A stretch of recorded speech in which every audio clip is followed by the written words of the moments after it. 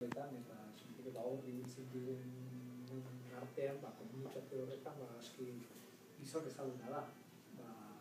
Idazkera zorrotza duelako, begira ernea eta komentario bisiak egiten dituelako, untaz eta ez.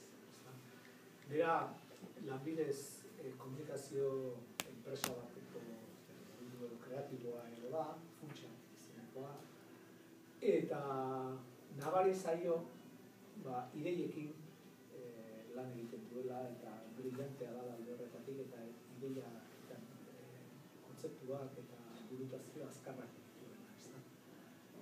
Eta, pentsatzen dut, sormenarekin lan egiten du eta bere sormenak baditu hainbat arlo, imaginatzen du, eskotak eta kanpaina publizitarioak eta loko horrezak sortu beharko ditu, beste, eta markagintza edo branding ditzen dana eta horrelako hainbat kontu.